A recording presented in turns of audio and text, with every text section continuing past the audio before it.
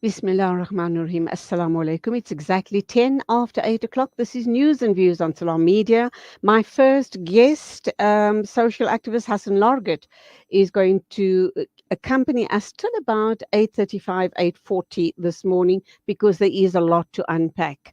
And I think all of the issues that we're going to be talking about is absolutely linked with the Palestinian situation. Hassen Lorgat, Assalamu alaikum. Welcome to the program. Walaikum salam, Julie, and thank you for having me. Always a pleasure to have you on the show. Um, I spoke with someone at SAMNet last week, the chairperson of SAMNet, and we were talking about a whole host of other issues. Actually, we were talking about the Ghalib Kachalia being fired from obviously the political party that he was so involved with. We And as also spoke. spokesperson yeah, he's still in Yeah, the party. he's still in the party, but he was fired from his position as, please remind me. As a spokesperson for the portfolio on is it public enterprises? Yeah, the counterpart to Gordon, Praveen Gordon. Okay, Yeah. okay. Mm. So that was the situation with him and the DA. And I kind of wonder, and I guess we all have our reasons for why we stay on in such situations, that he still stayed on. um, I think he'd make a really powerful statement by stepping down and stepping away from the DA completely. But we'll get into that in a minute or two. And then a very, very noble gesture by Mustafa Darsot, where he stepped down from his role with Action SA. And that, of course, leads us to our discussion for today. At the time with the Ghalib Kachalia situation, I raised this issue with Samnet, and I said, I suppose that the situation in Palestine and all of the politicking in South African politics is going to have a huge impact on the upcoming elections. I think also it might just swing it. For a long time, we've been predicting that the ANC is not going to win the majority. I'm thinking differently now. I certainly am changing my mind on that situation. So let us understand your views on how the Palestinian situation is going to influence the 2024 general elections in South Africa. Julie, I want to take the optimistic view that I hope it has an influence. I hope it has a greater influence than we desire. Um, uh, but I think sometimes we have to temper it with the reality because if this moment settles down, that the current ceasefire, as they say, is prolonged, and the Americans find an escape route to not lose much more moral authority inside their own country, and it brings about some kind of stop, which Netanyahu and his ilk will see as a big defeat because they want to destroy. Okay, we've just lost Hassan Largat there. I do know he indicated that they have a problem with load shedding. Okay, there Yeah, he is. He's yeah, back yeah. again. Sorry. Yeah, so sorry. I don't know where you missed me because I've been talking. I said if the ceasefire hold, then I suspect what will happen, it will be a defeat for the likes of uh, Netanyahu, whose whole future hinges on this. So my sense is that between that time and our elections, there could be a quick realignment around the politics of the stomach, and those who see the way the bread is buttered inside our country may continue. So as things stand, with the devastating destruction of buildings and people's homes and 15,000 human beings being killed, we're excluding the West Bank.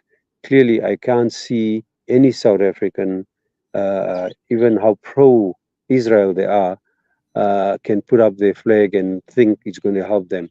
I mean, the other day I heard Grayton Mackenzie basically not as gung ho as he was, you know, just talking about no, do you agree? He was not as certain as he was because he could see, anyone could see, that the killing of children and women, cannot be justified. But he continued to talk about the right of Israel to defend itself, to use his words. So my sense is, I hope it would be of a greater impact, but as you can see, that people have other connections. So my first price is that. My second price is that those who think they want to stay, they have to explain themselves a little bit more. So Ghalib Kachalia, coming from a very deep struggle background, labels the killing quite rightly, what's happening there in the killing fields of Gaza, as genocide. I don't understand unless he's got a strategy with others to take the DA away from where it is to make it a moderate, social democratic, anti-racist party. So it's a tall task. But once you label your party as supporting that, it becomes very difficult to stay. So my second prize would be that all those who are of good conscience, Muslim and others, should actually get together. The IFP lot, the others must say that we are the caucus for Palestine. The DA has such. If you look at the South African Jewish report, you'll find Breitenbach and a few of its Jewish MPs taking in a photograph at an anti-Semitic conference, which they call from time to time in international fora. The DA members there who are Jewish standing in the caucus. Nothing stops the Muslims from doing that. So that's the second prize.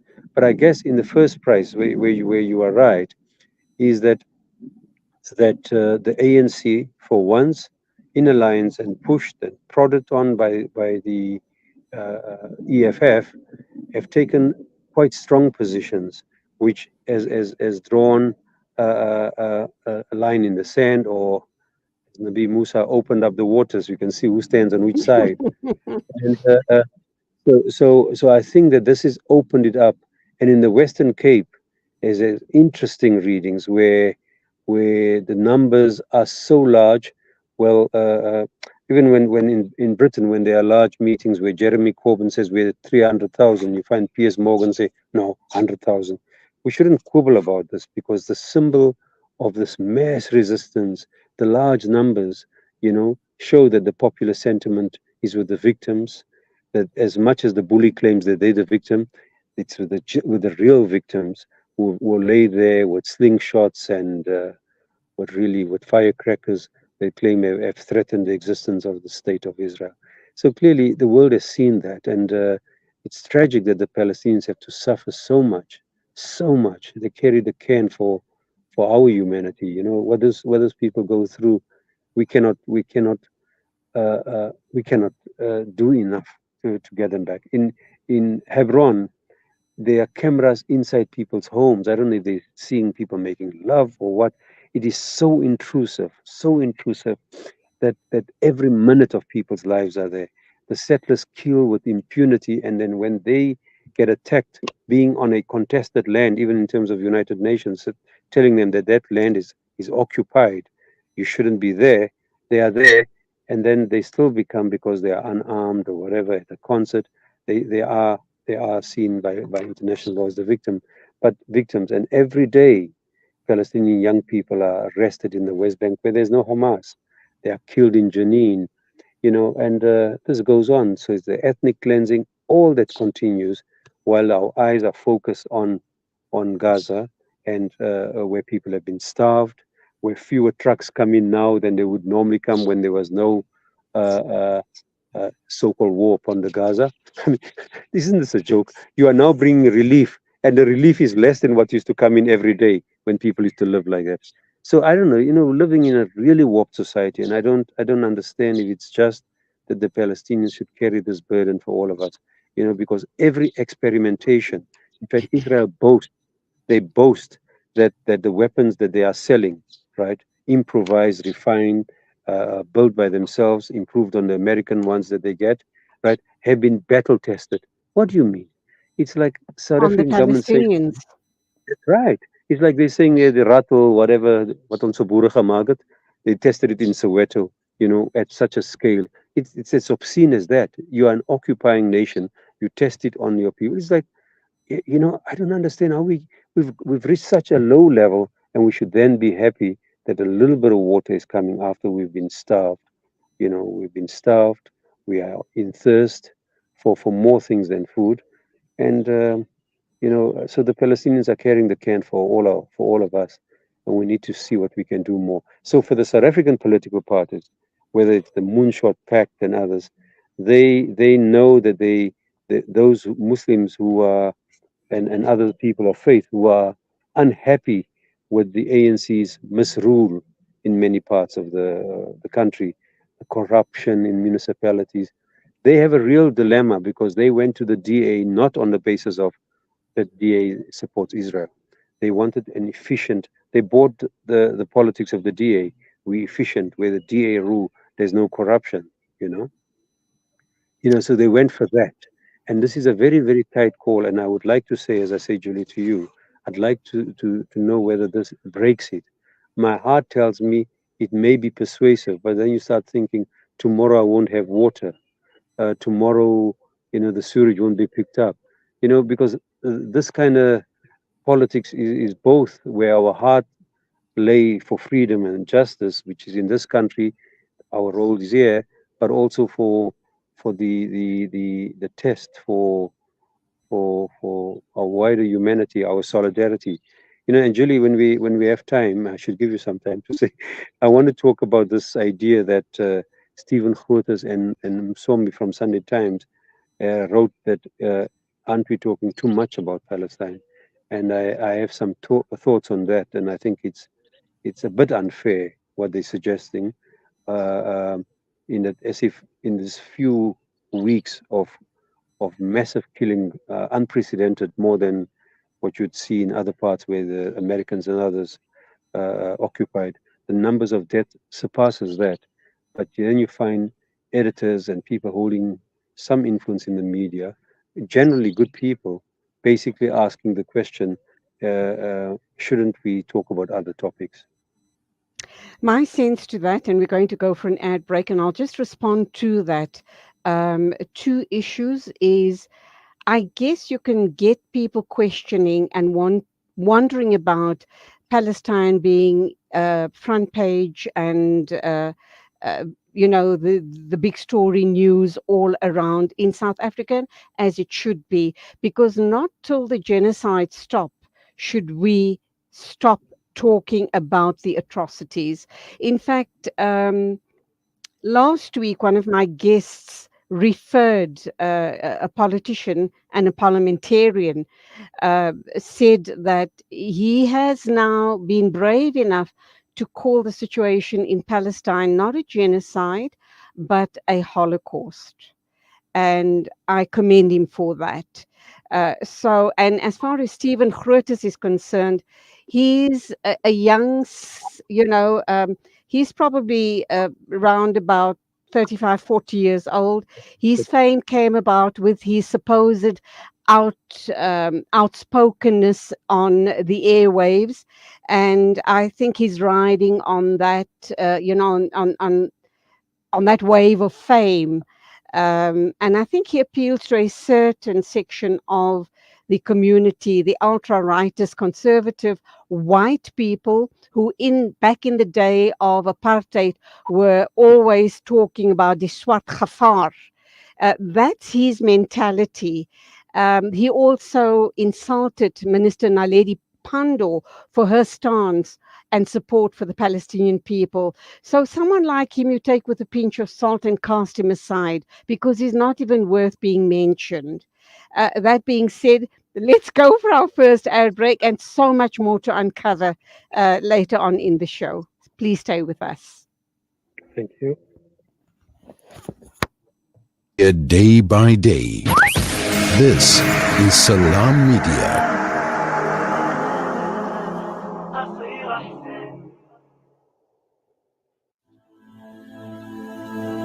The Turkey-Syria earthquake is among the deadliest earthquakes of the last century.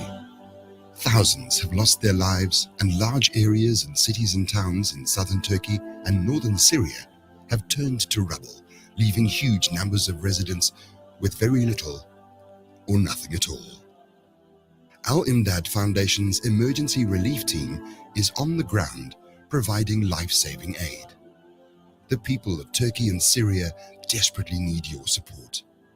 Donate online at alimdad.com or call 0861 786 243 for more information.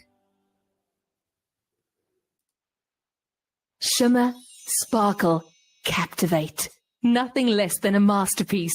Droplets of gold inspires precious design. Platinum bursts with intricate freshness. And every pure diamond becomes more than just a girl's best friend. Voda Gold Gem Jewelers, where timeless dreams become a reality. Come to us.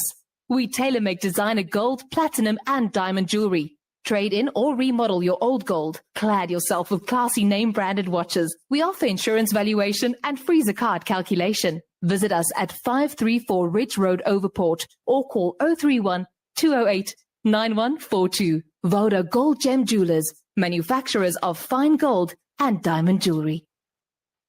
Africa. The Amman School of Excellence in Lebanon provides world-class education to Syrian and Palestinian refugees and Lebanese children with a library, coding, robotics lab, special needs classroom, and more. Amman is the foundation from which a generation of underprivileged children can fight poverty and reclaim their freedom. Donate towards a child's education because every child deserves the chance of a better future. Africa Muslims Agency, empowering, educating, inspiring. Discover the Africa of your dreams and surround yourself with her spectacular beauty. Relax beneath her serene sunsets and explore wildlife at its natural best. It's where the pride of Africa comes together. The Kwantu Private Game Reserve. Get to know the Big Five or cruise on an elephant safari game drive. Interact with lion and tiger cubs and enjoy world-class halal cuisine while we pamper you during your 5-star stay. Indulge in the true African experience. For reservations, call now on 042 203 1400 or visit kwantu.co.za. The Kwantu Private Game Reserve, the place of gathering. Our brothers and sisters in Palestine are enduring unimaginable hardships. Ashraful Aid teams are on the ground delivering crucial aid to those in need. But we can't do it alone. Palestine is suffering and they need your help. Your support can make a world of difference. Visit www.ashrafulaid.org today and donate to bring hope, relief, and healing to those who are in need.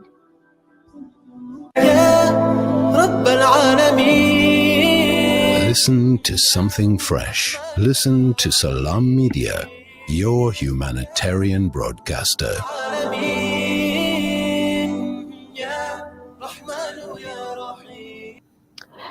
Welcome back. I'm speaking with social activist Hassen Lorgat. We're talking about the upcoming elections and how the Palestinian situation, the current situation, might change the outcome of the elections. Hassen is of the view that it may or it may not. By the time the elections come around, things might have settled down in the Gaza and we may just change our minds on who and how to vote. Hassan, two issues I want to throw back at you. You spoke about the broadcast personality. Goodness me, Stephen Curtis. Yes, his name just escaped me. Stephen, I think, is a very spiteful young man, and he's filled with venom, and he's very, very anti-black as far as I'm concerned. He is very pro-apartheid. But as far as the Sunday Times columnist or editor is concerned, I kind of almost understand, though I don't necessarily agree with him. We are in the age of instant news, and this news is going to be making headline news all around the world because of social media and where we're at regarding dissemination of information. I kind of get where he's coming from, saying, should we not start moving on and start talking about other issues? My question then is, this is such a huge issue. This is a Holocaust playing out in front of our eyes. Western leaders are not being active. They're not calling it out for what it is. And if we do not raise our voices, not because we're Muslim, but because we are humanitarians, if we don't raise our voices and keep the story alive, then who will? And then what is the next big story that they're going to focus on? Yeah. Julie, let me put in a kind word for Stephen. He was piggybacking on Msomi. He said the Sunday Times article has asked this question, and he would like to ask. And he particularly in a subsequent program singled out, I think, one of the regular callers, Yunus from Kilani. Now, I called in on the Monday, and I basically said that Palestine is a conscience. Many of us grew up with that, with its importance. So we didn't awaken on the 7th of October to discover Palestine has been living under occupation. The people, their land is gone. We grew up with this. It's part of our DNA. So it's an inspiration why I enter the trade unions, why I enter various other formations of struggle that I've been engaged in.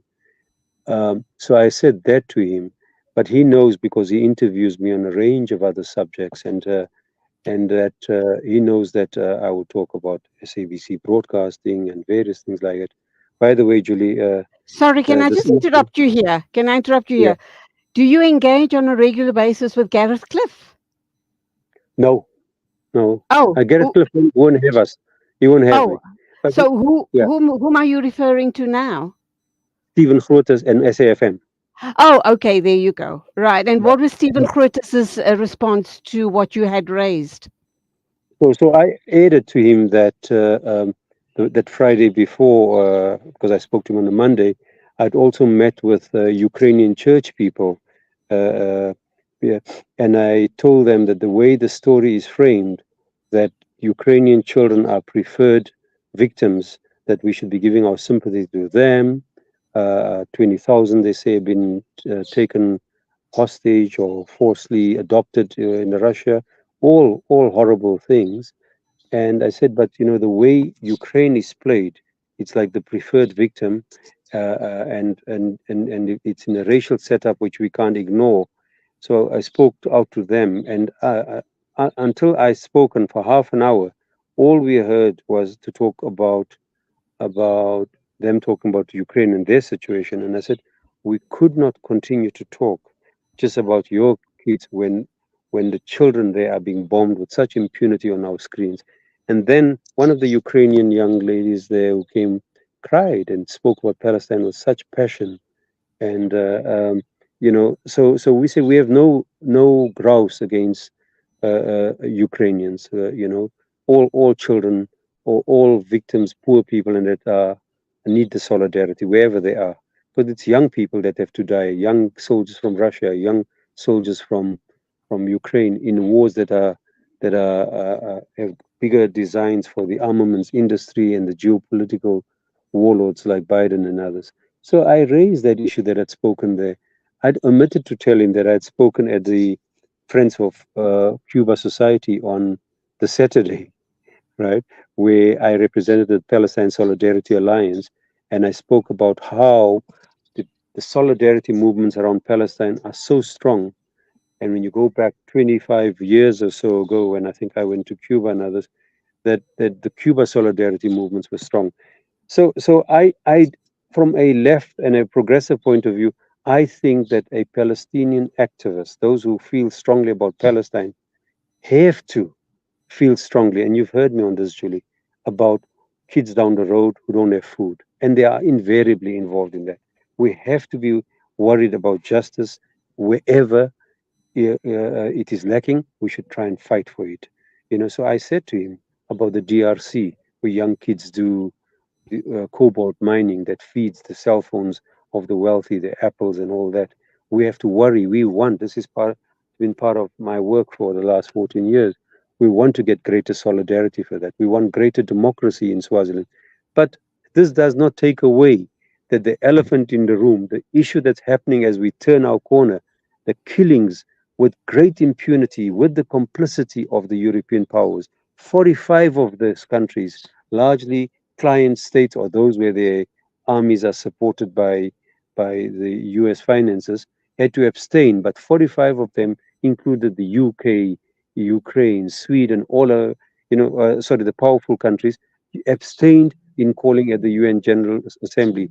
When the vote was taken to ask for a ceasefire, they abstained.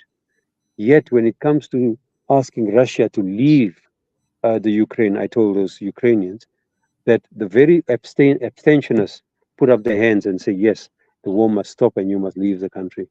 And I say it's this duplicity that I think fuels the anger of many of us. It fuels our anger. So my problem with Msomi and with Stephen is not that they raise the question. They almost assume that the kind of coverage that we get in South Africa is good quality coverage on Palestine. And it's not true. The BBC is the biggest liar. The one news agency that we can hold our hands up proudly and praise them is Al Al Jazeera. Jazeera. Outside Absolutely. of it, the BBC Absolutely. is wacky, it lies. It apologizes when it wrote the first march that Jeremy Corbyn and Stop the War and others said in England. They focus on a march because it had 150,000. By any accounts, that is newsworthy. By bourgeois scholastic media studies, when a such large number of your constituencies are in the street, it's newsworthy. The BBC reported on it. The flack they received, they had to apologize for reporting that. That's how low things have gone. They had to apologize for reporting on that. So tonight, this evening at 5 o'clock, and I say this for the first time publicly, for the last 6 weeks or so, on behalf of the Palestine Solidarity Campaign and the Palestine Solidarity Alliance, I've been complaining to the SABC board about one particular set of coverage that they had, where Zef Krenger was the guest, and he apparently was in a right of reply, which they often get automatically. Itself is a problem. And then he said a number of falsehoods. He repeated the lie that babies' heads were cut off and that there was rape and everything else. Now, my complaint was, and it wasn't taken up seriously then, that's why it took so long. I wrote to the board members, to each of them eventually, to say that you've not replied to my letter dated 27th November, 27th October, and then the 7th November. And, you are failing in your duties. And then, of course, after that letter, the head of news editorial team, a really good person, Mshoshu Munari and others have got together to try and listen to the complaint. We didn't want to go to the BCCSA because the BCCSA, what it does, it listens to your complaint out of context and simply says right or wrong, and there's no change in culture. What we're interested in is a change in culture in our public broadcaster. So this will happen this evening where we'll be discussing the complaints. Because the argument that we hold, and let me tell you, that when you have a right of reply to Naledi Pandor making the announcements, whatever at that time was there, it doesn't allow you to introduce lies, to start saying things. And I even mentioned in the letter that Joe Biden, he lied. He was the misinformer in chief. He said he saw photographs of kids beheaded. And when he went back to the US, his aides told him, we told you that this is not true. Even the IDF doesn't buy the story, the Israeli Defense Force. And that in the language of British, American and British media, he walked back the statement. And in one of the morning programs, I challenged David Feldman from the embassy on the public radio to say, in this country, when you make a mistake, you have to put it in the same prominence as the mistake was, in the same style, letterheads, whatever else, fonts, very big on the same page to say, mea culpa, we made a mistake. But I said I struggle to find on the White House website that the president erred. Instead, I've got to go to CNN, the Daily Mail. I've got to go to a whole lot of other sources where they say he walked it back. You know, so clearly the media has been an integral weapon against Palestinians. So in this country, right, that we continued to write that Hamas controlled health facility. This is a standard imposed by the West. Okay, before this current spate of wars on Gaza, they used to say that the Gaza health authorities, because they're professional, they're scientists, and they were respected. But then what happened when Biden and others started challenging it? They quickly had to put in the Gaza controlled, which implies almost wink, wink that they may be lying. Okay, but all other bodies have confirmed that these deaths are authentic. In fact, if anything, they are understatement. So the other thing that I think we've done wrong, and I don't spare them a chance to get by on it, is that the figures they'll say on the 7th of October, when Hamas killed 1,400 people. Now, no one states. I said it to one of the 702 journalists in a conversation. I said to him, no one states that these figures come from the IDF, who subsequently downgraded the number to 1,200 because the numbers of those who were killed were soldiers. And increasing evidence shows, with video recordings in it, but it's not fast to enter now, is that the fear and panic that hit the Israeli army when they entered, that it is believed by many accounts that they killed their own people, right? So the number could be quite low, but there was no questioning of where that figure comes from. All of a sudden now we use the word 1,200. But then when it comes to the deaths of innocent kids, and you see their coffins lying there on the floor, and you can count them, and the people have been meticulous about them, that those figures can be doubted. But it has Okay. become. All right. I could sit here all day talking to you. We will be having many more such discussions. We do have to wrap up. But I think We're having we fun, touched. Julie. I didn't even realize it's time. God. You know what, these are such deep, important discussions, and we need to continue having them. And the Gareth Cliffs and Somis of this world, let them just know that we're not going to stop having these discussions, because if we here at Salam Media and the Hassen Lorgats of this world don't keep these stories alive, then what hope is there for the Palestinian people? I have to very quickly touch on this story, but I just want a very short answer. Your thoughts on the fact that the Malawians are sending young people supposedly to go and work in the on Israeli farmlands to possibly harvest the crops or whatever it is that they're supposed to be doing. How do you respond to a situation, a story like that, out of our very own continent? Yeah, I mean, Julie, it's like when I go to Tunisia or somewhere in the Maghrebian countries, and or when I'm in Spain with family there, I see the television screens of our people on this continent dying to get into Europe, right? So we're screwed in more ways than one. Unfair terms of Absolutely. trade, Absolutely. colonial baggages, etc., corrupt leadership, dictatorships. I mean, I'm in lanes now, right? I go down the road here to the garage. I find Malawi guys, they've come here, they veer towards, if they're Muslim, they come to this area where there's affinity. They do the petrol station, they are everywhere. There's extreme levels of poverty that drives these issues. I'm not going to judge them.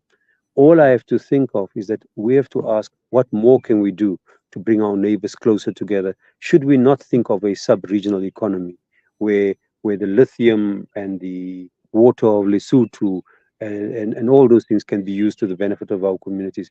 We need to make this. So clearly, we don't only worry about Palestine. Palestine is our litmus test for our humanity, but it inspires us to do good deeds, as many of our good books tell us. Hassan, I didn't view it from that point of view, but thank you indeed for bringing it up. We need to rethink how we view these issues and how we respond to them. But always a pleasure talking with you. Till the next time, as always, keep All safe is and mine. Assalamu alaikum. Wa alaikum salam. Thank you for having me. It is exactly 8:45. News and views on Salam Media. Standing by to talk with us is Yusuf Qasim from Sahuk.